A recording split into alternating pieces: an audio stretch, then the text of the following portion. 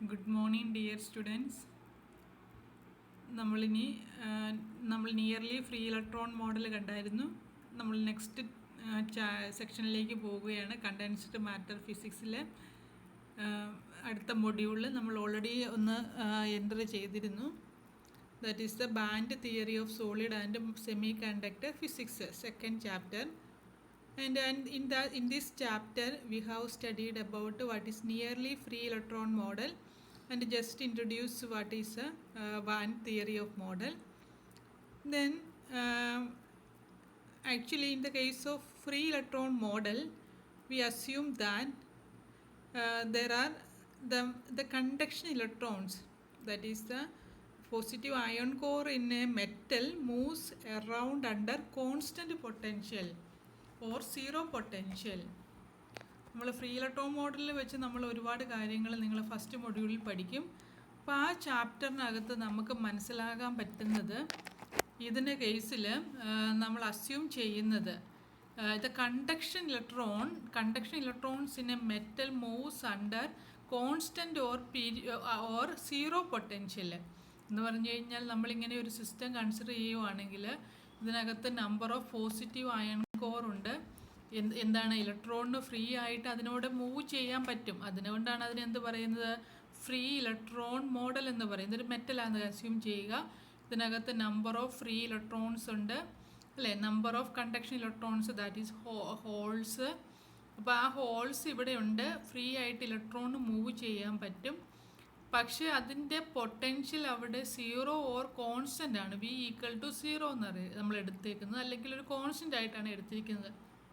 ഏത് കേസിൽ? Free electron മോഡലിൻ്റെ കേസിൽ. ഇനി നമ്മൾ അതിനെ നമുക്കതിൽ നിന്ന് കുറേ കാര്യങ്ങൾ പഠിക്കാൻ പറ്റും ഈ ഫ്രീ ഇലക്ട്രോൺ മോഡൽ വെച്ചുകൊണ്ട്.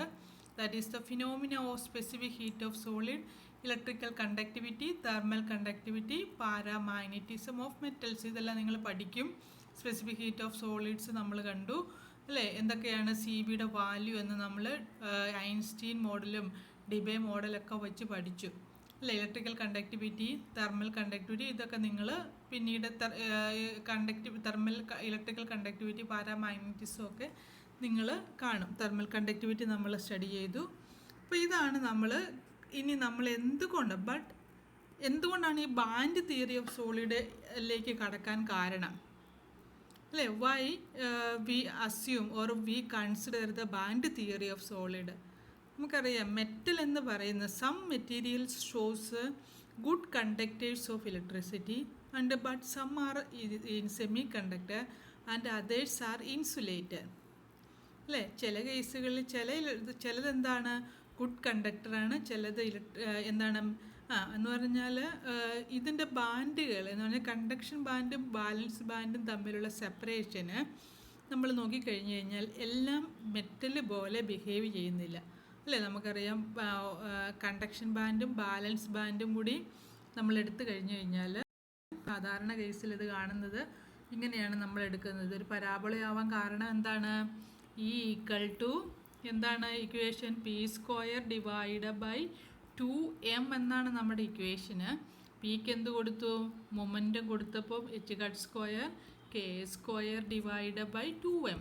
അപ്പോൾ എന്ത് വരും, E is proportional to k². അപ്പോൾ നമ്മൾ ഈ കണ്ടക്ഷൻ ബാലൻസ് ബാൻഡും എങ്ങനെ വരയ്ക്കണം, പരാബോളിക്കായിട്ട് വരയ്ക്കണം. ഇങ്ങനെയാണ് നമ്മുടെ കേസിൽ വരുന്നത് അല്ലേ. അപ്പം നമ്മൾ ഇവിടെ എന്താണ്, top of the balance band and bottom of the conduction band. ഇത് ബാലൻസ് ബാൻഡായിട്ട് എടുക്കുന്നു, ഇത് കണ്ടക്ഷൻ ബാൻഡായിട്ട് എടുക്കുന്നു. ഇത് മറന്നു പോകരുത്, ഇങ്ങനെ വരയ്ക്കാൻ പഠിക്കണം. Top of the balance band, bottom of the conduction band. അപ്പോൾ ഇവിടെയാണ് നമ്മൾ ഇൻറ്ററാക്ഷൻ നടക്കുന്നത്. അപ്പോൾ നമ്മൾ ചില കേസുകളിൽ എന്ത് ചെയ്യും, ഇത് തമ്മിൽ ഓവർലാപ്പ് ചെയ്ത് കിടക്കും. എവിടെ, കണ്ടക്ടേഴ്സിൻ്റെ കേസിൽ. ഇനി ഇൻസുലേറ്ററിൻ്റെ കേസിൽ എങ്ങനെയായിരിക്കും, കണ്ടക്ഷൻ ബാൻഡും ബാലൻസ് ബാൻഡും കൂടെ തമ്മിൽ ചെറിയ സെപ്പറേഷൻ കാണും അല്ലേ. ഇൻസുലേറ്ററിൻ്റെ കേസിൽ നല്ല ഡിഫറൻസ് കാണും. ഇൻസുലേറ്ററിൻ്റെ കേസിലാണ് ഏറ്റവും കൂടുതൽ ഡീവിയേഷൻ വരുന്നത്. ഏകദേശം ഈക്വൽ ടു ഒരു 6 ഇലക്ട്രോൺ വോൾട്ടിൻ്റെ ഡീവിയേഷൻ വരും. സെമി കണ്ടക്ടറിൻ്റെ കേസിൽ നിങ്ങൾ ചെയ്തിട്ടുണ്ട് അല്ലേ, 1 ഇലക്ട്രോൺ വോൾട്ട്. സിലിക്കണൊക്കെ ചെയ്യുമ്പോൾ 0.7 ഇലക്ട്രോൺ വോൾട്ടൊക്കെ ഗ്യാപ്പ് വരും. അപ്പോൾ ഇങ്ങനെ ഡിഫറൻസ് വരാനുള്ള കാരണം എന്താണ്, അതാണ് ബാൻഡ് തിയറിയിലേക്ക് നയിക്കുന്നത്. സോ ബാൻഡ് തിയറി ഓഫ് സോളിഡിൻ്റെ കേസിൽ എങ്ങനെയാണ് നമ്മൾ അതിൻ്റെ പൊട്ടൻഷ്യൽ എടുക്കുന്നത്, അതാണ് important. The failure is mainly due to consideration of electron moves under constant potential. അപ്പോൾ നമുക്ക് മനസ്സിലായി ഇതിന് ഇങ്ങനെ ഈ സെപ്പറേഷൻ വരാൻ കാരണം എന്താണ്. അപ്പോൾ അതിന് മെയിൻ കാരണം എന്ന് പറയുന്നത് ഈ കോൺസ്റ്റൻറ്റ് പൊട്ടൻഷ്യൽ എടുത്തത് കൊണ്ടാണെന്ന് അങ്ങ് അസ്യൂം ചെയ്തു. Okay, however in real crystal is moving electron experience a varying potential. ആ വേരിങ് പൊട്ടൻഷ്യലാണ്. ഇതാണ് ഒരു പോസിറ്റീവ് അയൺ കോർ എങ്കിൽ, ഇതാണ് നമ്മുടെ പോസിറ്റീവ് അയൺ കോർ എങ്കിൽ അതിൻ്റെ സെൻറ്ററിൽ എത്തുമ്പോൾ അതിങ്ങനെ പൊട്ടൻഷ്യൽ 0 ആയി വരും. പിന്നെ അതിൻ്റെ എനർജി ഇങ്ങനെ ഇൻക്രീസ് ചെയ്ത് വരുന്നു.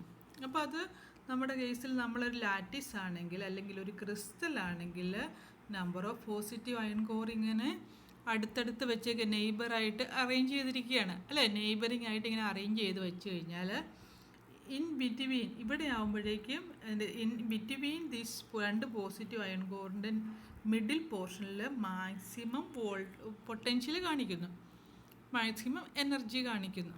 ഓക്കെ, ഇതാണ് ഇതിൽ നിന്ന് നമുക്ക് കിട്ടിയേക്കുന്ന റിസൾട്ട് എന്ന് പറയുന്നത്. അപ്പോൾ ഇത് ആരാ കൊണ്ടുവന്നതെന്ന് നോക്കിക്കേ. This theory was initiated by Bloch in 1928 and was developed by Kronig, Penney and others. ഫസ്റ്റിലെ ബ്ലോക്ക് എന്ന് പറയുന്ന സയൻറ്റിസ്റ്റ് ആയിരുന്നു 1928. പിന്നീട് അതൊരു തിയറി ആയിട്ടങ്ങ് ഡെവലപ്പ് ചെയ്ത് ക്രോണിയും പെന്നിയാണ്. അപ്പോൾ ഇതിനകത്ത് അസ്യൂം ചെയ്യുന്ന മെയിൻ ആയിട്ടുള്ള കാര്യങ്ങൾ എന്ന് പറയുന്നത് electron do not move under constant potential as suggested by Drude, Lorentz and Sommerfeld theory. Free electron മോഡലിൽ പറയുന്ന കാര്യങ്ങളാണ്. ഡ്രൂഡ്, ലോറൻസും സോമർഫീൽഡും പറയുന്നതാണ് electron do not move under constant potential. Then the potential of electron at the positive ion site is 0 and is maximum in between 2 ions. എവിടെയായിരിക്കും? Positive ion കോറിൻ്റെ എയറിലെത്തുമ്പോൾ അത് 0 ആയിരിക്കും. ഇത് രണ്ടിൻ്റെയും കൂടെ ഇടയ്ക്കാവുമ്പം ഇത് മാക്സിമം ആകും. So the potential is periodic function with periodicity of the lattice. Okay, ഇനി എന്താണ് ബ്ലോക്ക് തിയറം പറയുന്നത്? ഈ പറഞ്ഞ കാര്യങ്ങൾ തന്നെയാണ് പറയുന്നത്. A crystalline solid consist of A lattice which is composed of A large number of positive ion core at A regular interval and the conduction electron move freely through out the lattice. The variation of potential inside the metallic crystal with the periodicity of the lattice is explained by Bloch theorem. Okay, ഈ പറഞ്ഞിരിക്കുന്നതാണ് block theorem. Periodicity, ഇതാണ് നമ്മുടെ positive ion core. അപ്പോൾ ഇതിനകത്തോട് number of electron move ചെയ്യുന്നു free ആയിട്ട് അല്ലേ. അപ്പം ഇതിൻ്റെ ഇടയ്ക്ക് ഇൻ ബിറ്റ്വീൻ ദിസ് 2 ഇതിലായിരിക്കും മാക്സിമം പൊട്ടൻഷ്യൽ വരുന്നത്. ഇത് വേരി ചെയ്യും പൊട്ടൻഷ്യൽ ഇതിനിടയ്ക്കോടെ. ഇതാണ് പറയുന്നത്. ഈ കാണിച്ചേക്കുന്നത് അതിൻ്റെ ഗ്രാഫിക്കൽ റെപ്രസെൻറ്റേഷനാണ്. ഇതാണ് പോസിറ്റീവ് അയൺ കോർ. മാക്സിമം ഇവിടെ വരുന്നു, പൊട്ടൻഷ്യൽ എനർജി ഇവിടെ വരുന്നു.